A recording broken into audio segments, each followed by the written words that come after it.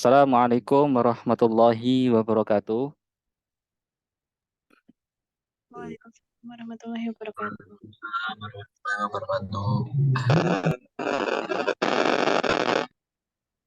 Alhamdulillahirrahmanirrahim. Salatu wassalamu ala Waalaikumsalam Rasulillah warahmatullahi wabarakatuh. sallallahu alaihi wasallam. Asyhadu an la ilaha illallah wahdahu la syarikalah wa asyhadu anna Muhammadan abduhu wa rasuluh. Allahumma anfa'na bima 'allamtana wa 'allimna ma yanfa'una wa zidna 'ilma ya 'alim. Rabbi shrah li sadri wa yassir li amri wahlul 'uqdatam min lisani yafqahu qawli wa ba'du. Kepada Bapak dan Ibu yang sudah bergabung, kami ucapkan terima kasih sudah memasuki kelas di awal waktu. Karena sedikit menunggu teman-teman yang lainnya menunggu, jadi kita mulai 19.45. Taib, dan juga untuk biar tidak terlalu malam juga, pada malam hari ini saya mohon izin untuk membersamai kembali Bapak dan Ibu kelas karyawan mahasiswa Universitas Muhammadiyah Karanganyar di dalam mata kuliah wajib umum agama Islam. Di dalam semester ini, mata kuliahnya adalah ibadah, akhlak, dan muamalah. Ibadah, akhlak, dan muamalah. Kalau di semester 1 kemarin, kita belajar mengenai akidah. Yang semester 2 ini, belajar mengenai ibadah, akhlak, dan muamalah. Sebagai bentuk lanjutan dari keimanan kita terhadap dinul Islam, kita amalkan di dalam ibadah, seperti itu ya. Di dalam ibadah dan akhlak keseharian kita, dan juga di dalam muamalah kita, seperti itu. Tapi saya izin share slide ya. Ini juga saya rekam, nanti insya Allah akan saya upload bagi Bapak dan Ibu yang teman-teman yang lainnya yang halangan tidak hadir, nanti bisa menonton ya. Nanti bisa menyusul untuk menyimak materinya.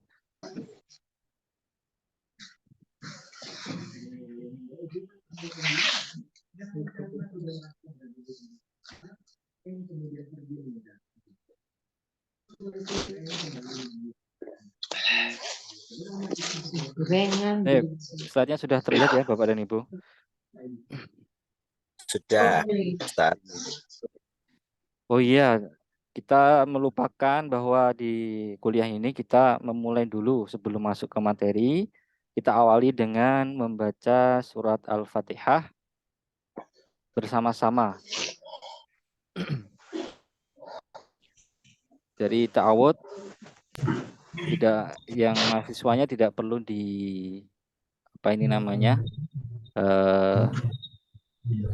open mic-nya tidak perlu ya, kita membaca sendiri-sendiri.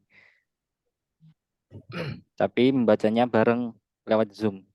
Tapi sendiri-sendiri seperti itu ya. Baik, langsung saja dari ta'awud. 1, 2, 3. A'udzu billahi minasy syaithanir rajim. Bismillahirrahmanirrahim. Alhamdulillahi rabbil alamin. Ar-Rahmanir-Rahim. Maliki yaumiddin. Iyyaka na'budu wa iyyaka nasta'in. Ihdinas shiratal mustaqim. Shiratal ladzina an'amta 'alaihim ghairil maghdubi 'alaihim waladdallin.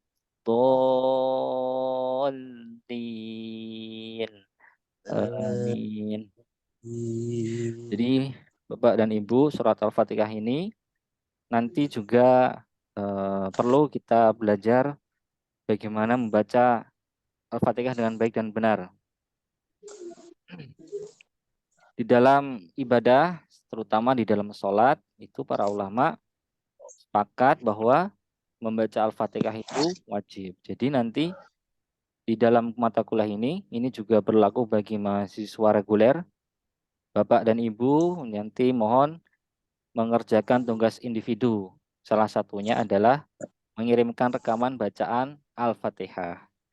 Waktunya nanti pengirimannya sampai akhir semester ini, sampai UAS nanti. Ya.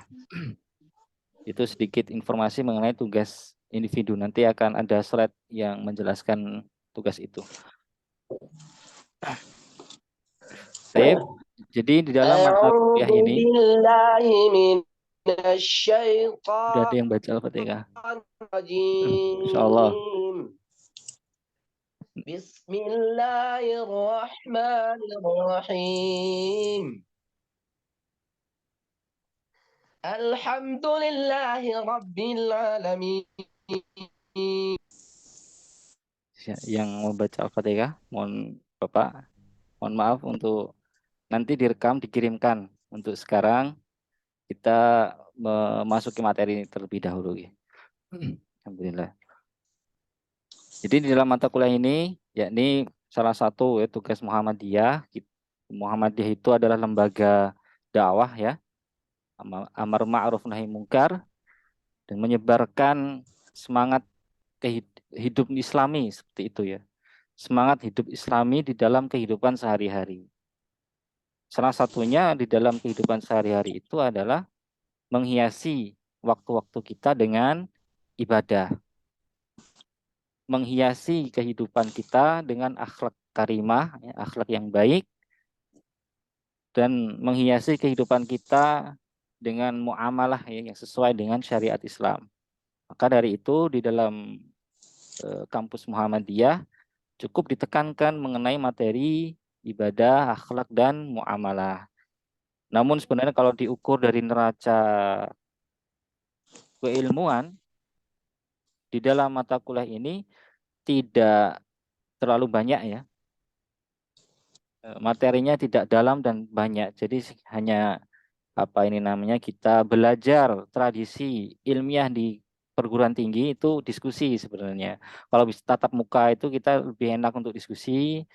Kemudian di kelas reguler saya konsep kelompok, kemudian kita diskusi, memperluas wawasan kita terhadap teori-teori agama Islam dan mengasah cara berpikir ya, cara berpikir sebagai seorang dewasa walaupun materinya di situ mengenai sholat, tharoh, kemudian zakat, infak, haji, yang dimana sejak SD pun di MI itu juga disampaikan, tapi orang dewasa memiliki kelebihan perkembangan intelektualnya berbeda dengan anak SD. Maka di situ andragogi atau pendidikan untuk orang dewasa adalah dengan diskusi. Itu mengenai posisi dari mata kuliah ini ya. Menyampaikan ilmu fardhu ain, yakni tentang ilmu agama yang berkaitan dengan ibadah, akhlak, dan muamalah. Materi yang disampaikan meliputi hakikat ibadah, sholat, puasa, haji, ibadah maliyah, akhlak, muamalah, persoalan hidup, harta, dan jabatan di dalam pandangan Islam. Kemudian kemarin Pak Syamsuri, selaku rektor, memberikan arahan, karena kita kampus baru, Bapak dan Ibu semuanya, maka buku ajarnya belum selesai. Maka dari itu, memakai buku ajar yang saya share di grup itu dari Sidang ya. Itu dari arahan dari Bapak Rektor, Bapak Syamsuri. Buku Aika Sida sudah saya share di grup. Itu yang akan menjadi acuan di dalam perkuliahan MKWU ini. Nah, ini keterangan tadi mengenai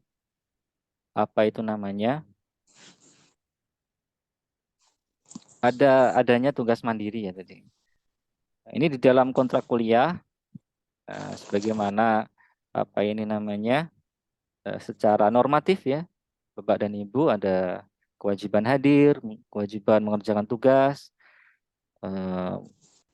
tidak menyebar materi tanpa izin dosen, kemudian mengerjakan secara mandiri tugas dan ujian UTS, UAS, dan di dalam instrumen penilaian itu ada 4, yakni kehadiran, praktek atau tugas individu, UTS, dan UAS.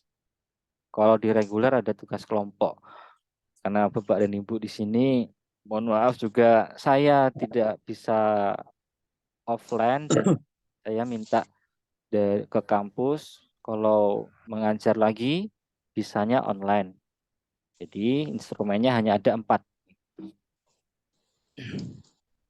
Nah ini Bapak dan Ibu, tugas individu nanti mengirim ke email dengan menyertakan rekaman surat Al-Fatihah dengan baik dan benar.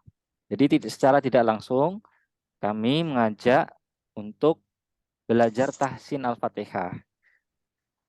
Belajarnya di mana? Belajarnya secara mandiri bisa YouTube atau di Ustadz di desanya, atau ada teman yang di pondok pesantren, itu bisa. Tapi belajar mandiri sekarang ini kan banyak ya, di YouTube banyak sekali yang bagaimana belajar Al-Fatihah dan baik dan benar. Adapun metode yang benar sebenarnya setoran kepada ustadz yang bacaannya sudah bagus. Nanti akan dikomentari seperti itu. Komentari saya apa ini namanya juga seperti itu ya. Setor kepada ustadz. Karena juga mahasiswa UMUKA ini banyak, ketika di kelas reguler juga mengampu 4 prodi, saya tidak bisa apa ini namanya mendengarkan satu-satu, saya suruh mengirim satu-satu saja. Seperti itu.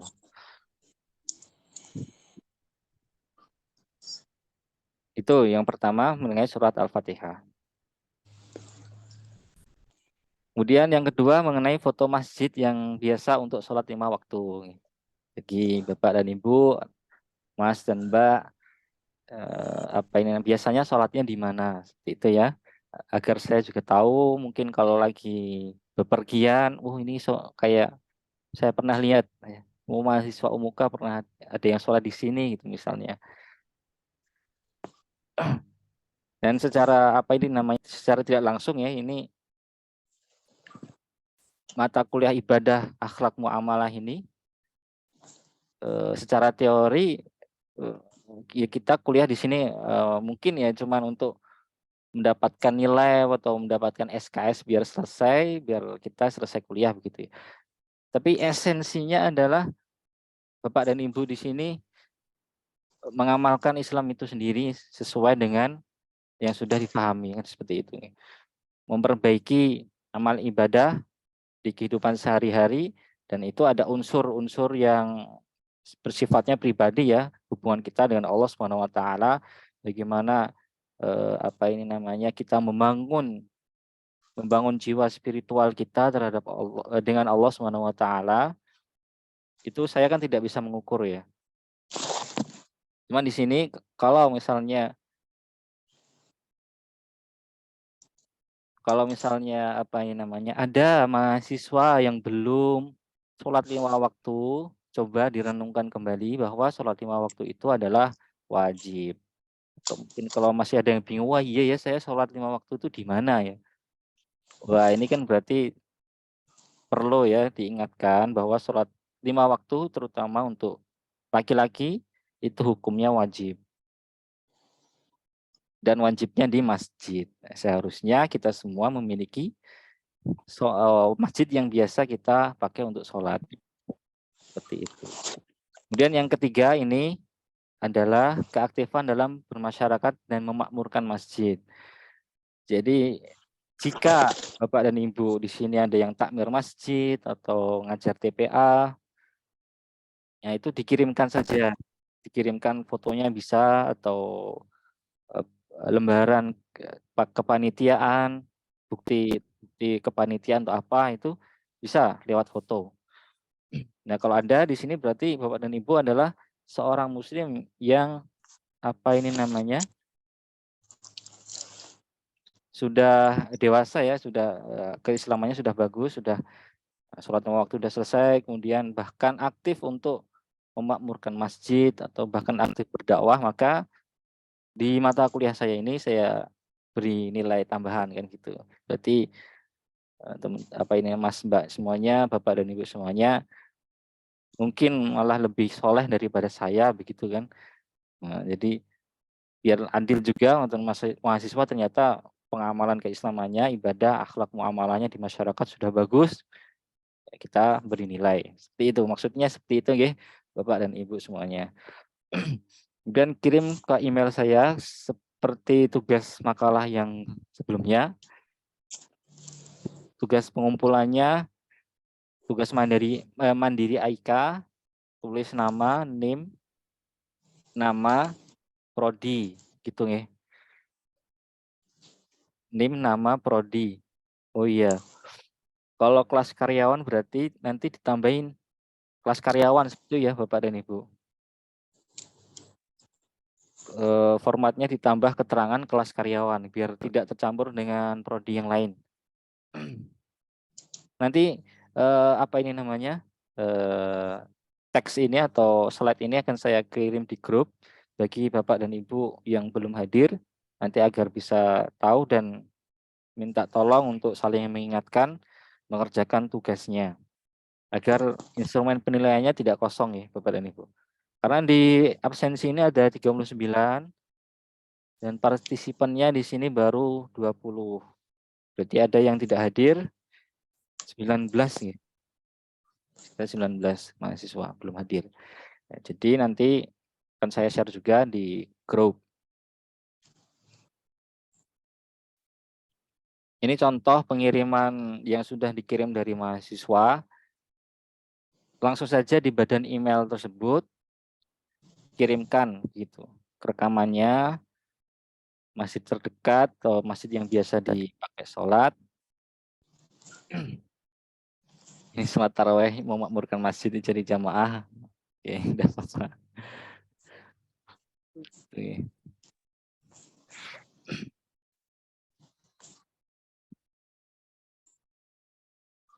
Nanti kalau ada yang kesulitan cara mengirimnya bisa ditanyakan ya.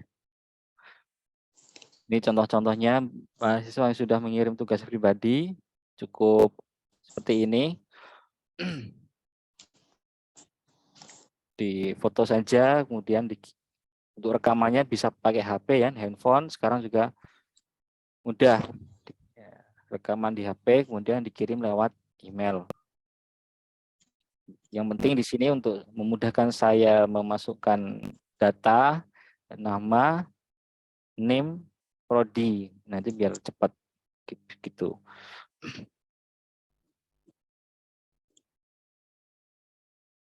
Nah ini juga bisa seperti ini yang saya miliki begitu di masjid desa, di desa kelahiran di pojok Telingan Karanganyar itu sebagai sekretaris 2. Kemudian juga dijadwal khutbah Jumat besok, Jumat Legi, kebetulan besok itu ya, besok banget itu Jumat Legi, jadi saya besok ke sana. Kemudian domisili sekarang di Banaran, Jati, Jaten, kemarin juga di Jawil untuk apa ini namanya imam dan kultum sholat taraweh setiap hari Sabtu. Kalau di masjid desa ini, Masjid Al-Manar setiap Selasa. Ini contoh keaktifan dari Bapak dan Ibu kalau juga di data apa itu namanya aktif sebagai takmir ataupun mubalik, ya, silakan dikirimkan di tugas individu seperti itu. Untuk silabusnya ini ada apa ini namanya? Ya ada materi mengenai sholat, konsep puasa, haji, ibadah maliyah, akhlak, sosial, muamalah, harta dan lain sebagainya. Ini di PDF-nya itu sudah ada. Dan materi yang pertama di sini mengenai fikih dan hukum fikih ya. Hukum Islam, fikih dan hukum Islam.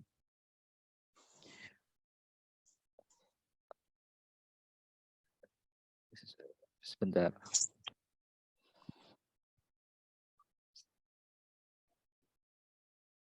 Oh ya, ini materi yang pertama ya. Tambahan di dalam PDF itu tidak ada di Umsida itu. Karena di apa ini namanya untuk jadwal kuliahnya biar pas gitu ya. Ditambahin satu sisipan materi. Nah, di sini saya sisipkan pengantar fikih dan hukum Islam. Jadi Bapak dan Ibu semuanya, karena terkadang itu kita masih bingung mengenai apa itu fikih, apa itu syariah dan hukum. Di sini syariah itu ya biar semua berasal dari Allah Subhanahu wa taala, Allah dan Rasulnya. Semua yang berasal dari Al-Qur'an dan Sunnah ya, itu termasuk syariah. Kemudian hukum atau hukum Islam itu secara praksisnya memang biasanya dia menjadi sebuah norma ya, yang disetujui seperti itu ya. Karena kata hukum itu bukan berasal apa ini namanya, kita sekarang hidup itu kata hukum itu biasanya asosiasinya ke ini ya law di Inggris ya. Jadi makna-makna yang sekuler, law, hukum yang dipakai oleh negara gitu ya. Nah, Islam punya aturan-aturan yang berasal dari Allah Subhanahu wa taala dan Rasulnya, aturan dari Al-Qur'an dan Sunnah disebut hukum Islam. Kalau hukum biasanya apa ini namanya? Terasosiasikan dengan ya hukum negara, hukum perdata dan lain sebagainya gitu ya.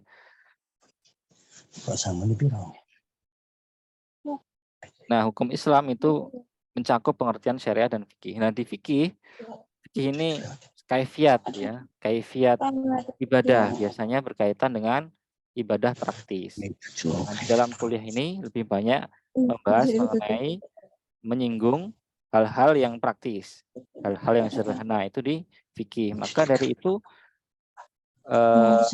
fikih ini dibangun oleh para ulama, oleh pendahulu, maka bersifat dinamis dan beragam. Ada perbedaan fikih.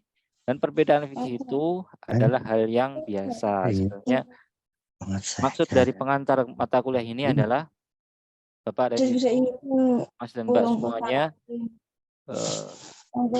di dalam menghadapi perbedaan fikih di masyarakat itu lebih terbuka seperti itu ya, tidak kaku.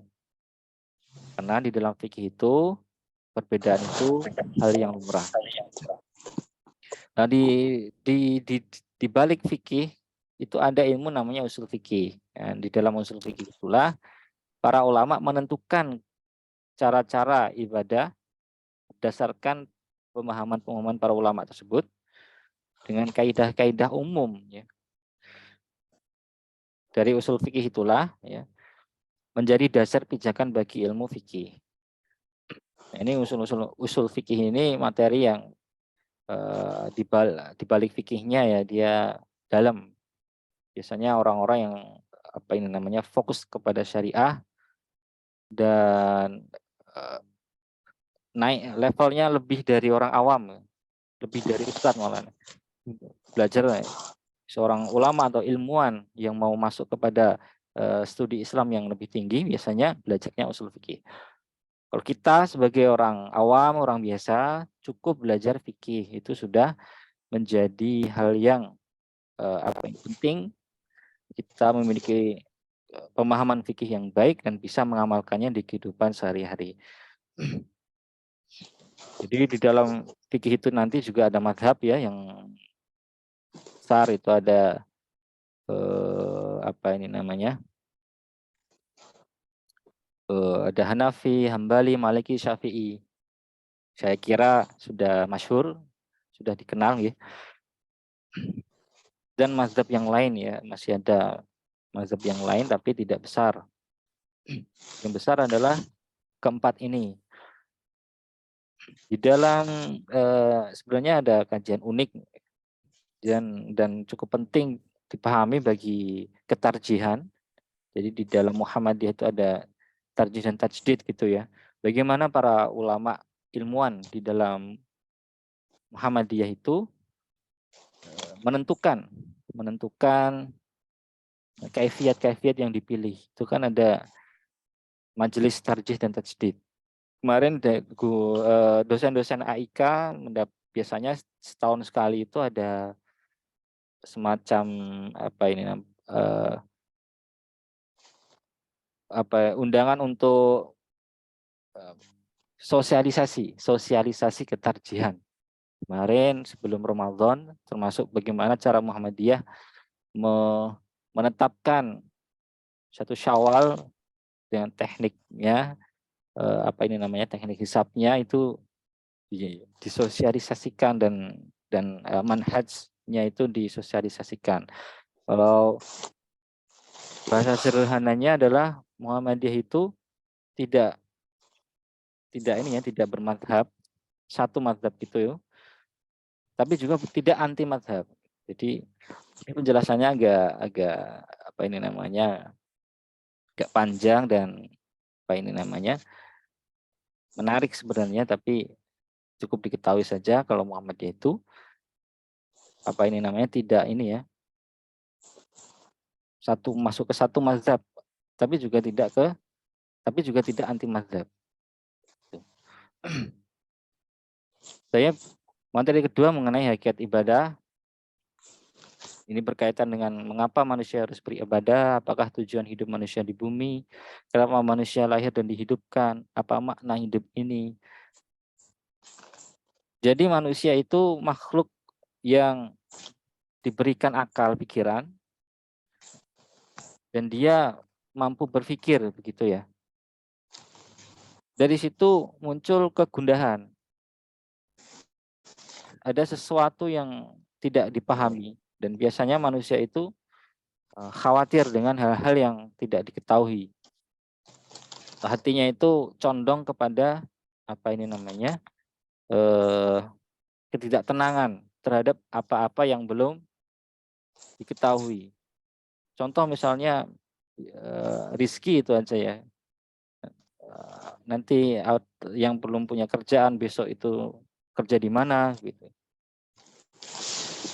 Selalu mengidam-idamkan, tapi juga khawatir dengan apa yang tidak dia ketahui. Nanti ketika manusia ini setelah mati itu kemana? Gitu. Ada pertanyaan-pertanyaan yang mendasar. Jadi dari mana manusia dan untuk apa manusia itu hidup? Nah, di dalam Islam ya ini untuk ibadah.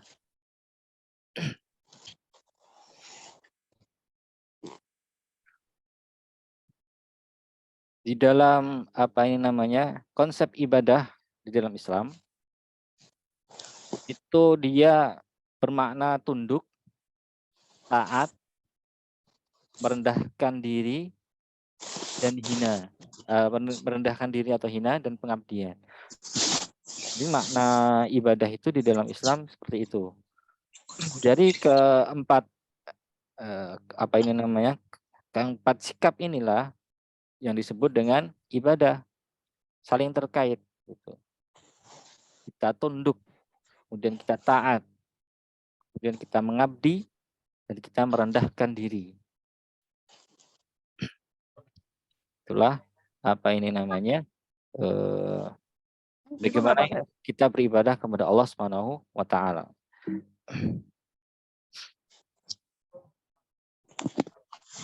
Adapun Ibnu Qayyim al-Jauziyah menyatakan bahwa kecintaan disertai ketundukan itulah ibadah yang menjadi tujuan Allah menciptakan makhluk. Karena hakikat ibadah adalah puncak kecintaan disertai merendahkan diri. Dan itulah tidak layak diberi kecuali untuk Allah Subhanahu wa Ta'ala. Jadi kalau kita mencintai sesuatu disertai dengan ketundukan Berarti kita ibadah dengan sesuatu itu. Hati-hati mungkin yang punya idola, ya, idola bola atau apa, jangan sampai saking memujanya, kemudian muncul kecintaan dan tunduk pada itu bisa masuk sebagai ibadah. Ibnu Katsir kemudian suatu ungkapan yang memadukan antara kesempurnaan rasa cinta, ketundukan, dan rasa takut yang sempurna kepada Allah Subhanahu wa Ta'ala. Kemudian ada Hizbi As-Siddiqi, ketundukan jiwa yang timbul dari hati yang merasakan cinta terhadap Tuhan yang disembah dan merasakan kebesarannya, meyakini bahwa bagi alam ini ada penguasanya yang tidak dapat diketahui oleh akal hakikatnya. Jadi para ulama di sini ada kata kunci yang diulang, yakni mengenai cinta. Ya, mengenai cinta. Bagaimana kita menghadirkan rasa cinta kepada Allah Subhanahu wa Ta'ala. Ya, semoga Allah Subhanahu wa Ta'ala membimbing kita, memberikan hidayah kepada kita untuk senantiasa menghadirkan rasa cinta kepada Allah Subhanahu wa Ta'ala. Insya Allah dengan itu kita bisa menjadi seorang hamba-hamba yang baik dan hamba yang diberikan lazatul, apa itu namanya, kelezatan ibadah. Ya, kelezatan ibadah itu dimulai dari rasa cinta kita, dan rasa cinta itu timbul di dalam hati kita. Gitu. Kemudian bab 3 itu mengenai toharoh dan sholat, mengenai bagaimana apa ini namanya kita melaksanakan toharoh untuk sholat, karena kesucian itu syarat ibadah. Kunci sholat adalah bersuci, yang mengharamkannya adalah takbir, dan yang menghalalkannya adalah salam. Maksudnya sebelum sholat kita harus mensucikan diri, dan yang mengharamkan adalah takbir. Maksudnya sholat itu dimulai dari takbir, ya. Allahu Akbar. Kalau kita sudah bertakbir, maka kita haram untuk melakukan selain hal-hal yang masuk ke rukun sholat. Kita tidak boleh berbicara atau berjalan atau bergerak yang lainnya. Ada beberapa mazhab maksimal apa itu namanya garuk-garuk atau apa itu, ada yang membatasinya, jangan sampai lebih dari 3 kali dan lain sebagainya. Maksudnya haramnya itu sudah takbir, maka dia sudah mulai sholat, dan yang menghalalkannya adalah salam. Assalamualaikum warahmatullahi wabarakatuh. Nah, itu baru batal sholatnya dan boleh melaksanakan aktivitas yang lainnya. Sebelum itu kita harus apa ini namanya toharoh. Nah, di sini sedikit mereview bahwa toharoh itu ada 2, ya, dari hadas dan najis. Di sini yang dimaksud dengan najis itu adalah toharoh hakiki.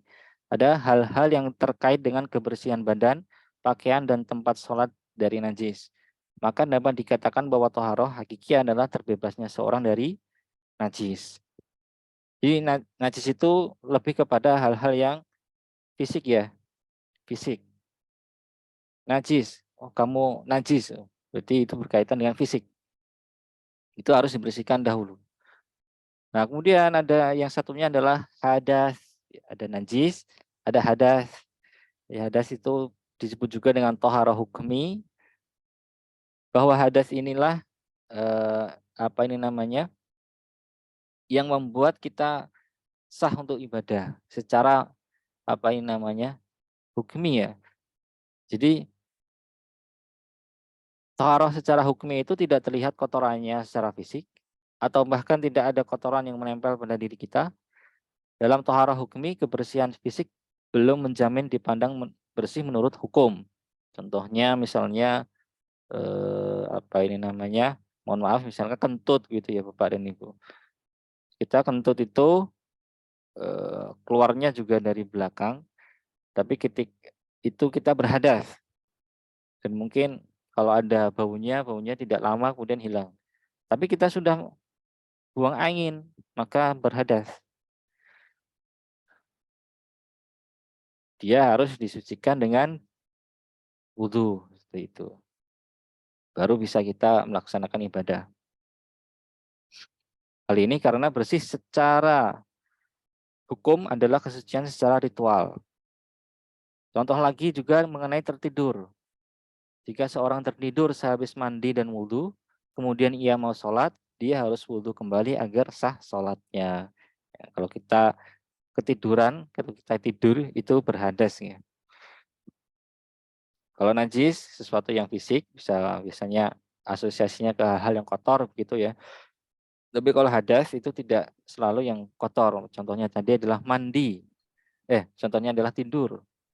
Kalau kita tidur, berarti kita perlu berwudu. Kemudian selanjutnya mengenai materi tentang sholat nih, di slide ini itu banyak mengenai teori-teori mengenai sholat. Apa ini namanya? Sebenarnya teori seperti ini sudah banyak juga dibahas di buku yang saya berikan, dan slide-nya ini juga sudah saya berikan. Mengenai sholat, di dalam mata kuliah ini memang tidak ada penekanan atau tidak ada arahan untuk praktek ya, seperti mungkin di SMA atau apa, itu biasanya mata kuliah yang ada materi sholatnya disuruh sholat. Tapi di materi ini tidak ada. Dan untuk instrumen penilaiannya tadi mengenai bacaan Al-Fatihah saja. Setidaknya itu yang bisa kita pelajari di dalam mata kuliah ini, terkhusus dalam sholat dan yang berkaitan dengan apa ini namanya, berkaitan dengan pengamalan kita terhadap Islam. Di sini saya yang sebagai pengampu mata kuliah ini menekankan kepada bacaan Al-Fatihah saja, seperti itu. Ini teorinya bisa dibaca ya Bapak dan Ibu mengenai sholat ya, dan macam-macam sholatnya, sholat sunnah dan sholat wajib. Kalau sholat wajib sudah tahu 5 waktu. Nah, ini sholat sunnahnya mungkin apa ini namanya, ternyata banyak sekali ya sholat sunnah. Barangkali ada yang apa ini namanya tidak mengamalkan sholat sunnah. Ini bisa dilihat bahwa sholat sunnah itu banyak. Ada yang sholat tatawu, sholat sunnah, ada sholat sunnah rawatib dan sunnah ghairu rawatib. Sholat sunnah rawatib itu sholat sunnah yang apa ini namanya dilakukan sebelum atau sesudah sholat. Misalnya kalau kita masuk itu ada sholat 2 rakaat, disebut sholat qobliyah, sedangkan yang dilakukan sesudahnya disebut sholat ba'diyah. Tapi juga ada sholat at-tahiyatul masjid, sholat 2 rakaat. Kemudian kalau apa ini namanya sholat zuhur itu ada qobliyahnya atau tidak, sholat apa ini namanya maghrib, isya, ada beberapa sholat yang ada qobliyahnya, ada yang tidak, ada yang adanya ba'diyah saja. Itu dulu saya pernah kasus mengajak teman saya ketika sholat. Saya itu sholat qobliyah. Itu dikira saya sudah sholat yang apa ini namanya, sholat dulu itu sholat apa itu? Maghrib kalau nggak salah. Dikira saya sudah melaksanakan sholat maghrib sendiri. Dan di lingkungan kita, lingkungan saya ternyata masih ada yang tidak mengerti apa itu sholat qobliyah dan ba'diyah. Adapun sholat sunnah yang ghairu rawatib seperti sholat sunnah wudu, sholat duha, sholat tahiyatul masjid, tadi sholat istiqoroh, qiyamul lail, tahajud, tarawih, witir, ini Bapak dan Ibu. Sholat tarawih atau sholat malam itu sebenarnya tidak harus di bulan Ramadan. Di bulan-bulan sekarang pun itu juga bisa dilaksanakan. Terutama juga sholat witir, hukumnya sunnah muakkadah. Jadi sebelum tidur, kalau khawatir tidak bisa sholat qiyamul lail, tidak bisa sholat tahajud sebelum subuh jam 3 atau jam 2, maka sebelum tidur itu disunnahkan sholat witir 3 rakaat. Dan sholat hari raya itu sunnah. Sholat gerhana, kemarin ada gerhana matahari, sunnah safar. Adapun di dalam melalui majelis tarjih dan majelis tarjih pada muktamar tarjih di Wira Desa Pekalongan yang dulu namanya majelis tarjih saja, 1972 telah memutuskan tentang sholat tatawwu. Dalam muktamar tarjih tersebut dijelaskan bahwa sholat tatawwu yang berdasarkan tuntunan Nabi Shallallahu Alaihi Wasallam yang berdasarkan dalil yang kuat ada 11 macam, yakni sholat sunnah wudhu, tadi ya, sholat antara azan dan iqamah, sholat tahiyat, hormat ketika masuk masjid, sholat rawatib, sholat malam, sholat duha, sholat akan bepergian, sholat istiqoroh, sholat kedua hari raya, sholat gerhana 2, matahari dan bulan, dan istisqa, mohon hujan. Di sini ada ya, sholat mau bepergian, itu ternyata ada sholat sunnahnya ya Bapak dan Ibu. Jujur saya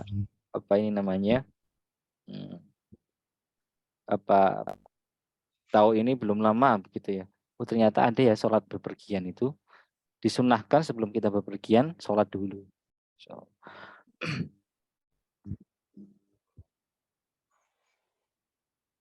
Jadi, mungkin materinya yang saya sampaikan itu ya Bapak dan Ibu. Tidak banyak, ataupun untuk teorinya sebenarnya bisa dibaca biar tidak terlalu malam juga.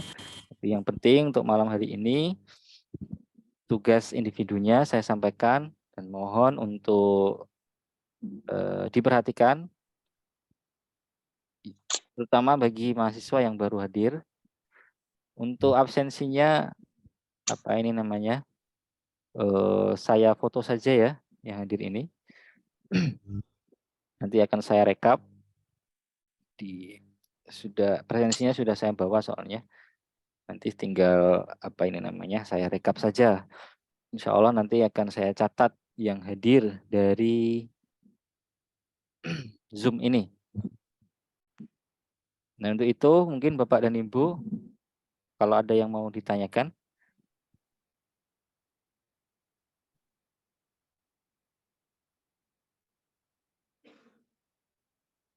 Sambil saya screenshot ya.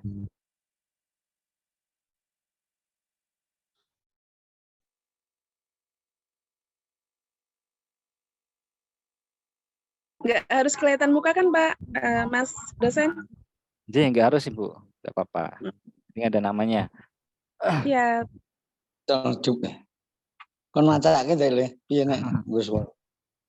Barangkali kalau ada yang mau ditanyakan Bapak dan Ibu, kalau Untuk tugasnya Mas atau dosen, tentang Mas dosen, Nggih, untuk tugas paling lambat kapan ya? Tugas individunya. waktunya sampai UAS Bu. Oh, lama berarti ya. Alhamdulillah. Terima kasih. Waktunya lama dan ini secara tidak langsung mengajak untuk belajar tahsin Al-Fatihah gitu. Jadi ada waktunya. Ada waktunya. Tapi kalau pengen ngirim besok juga apa-apa atau malam ini. Boleh. Siap, insya Allah nanti. Belajar dulu yang benar deh. Kadang usul buka ngendi? Bisa bacanya tapi nggak tahu benar apa salahnya. Ya, terima kasih Mas dosen. Ya, sama-sama Ibu.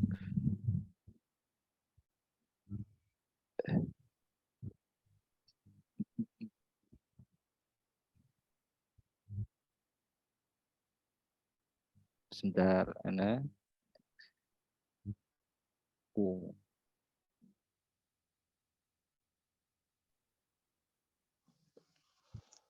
4 Mei ya, 4 Mei.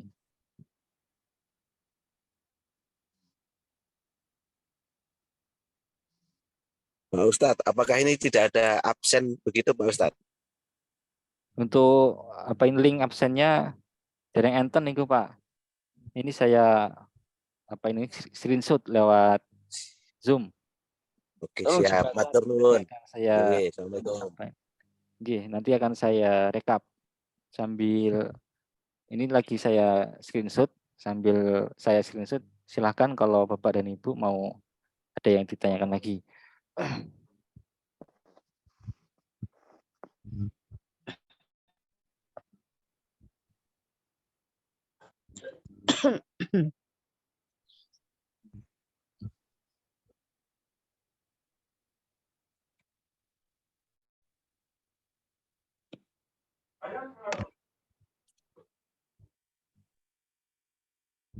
Jadi 26 ya. Siapa tadi yang baru masuk ya? Oh, jadi 26.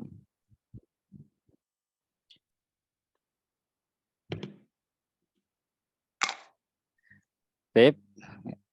Cekap semantan Bapak dan Ibu, mungkin kalau tidak ada yang ditanyakan, mungkin bisa kita akhiri ya. Biar bisa segera istirahat. Apa ini namanya? Terima kasih untuk kehadirannya kuliah hari ini. Kuliah selanjutnya tanggal 14. 14 nih.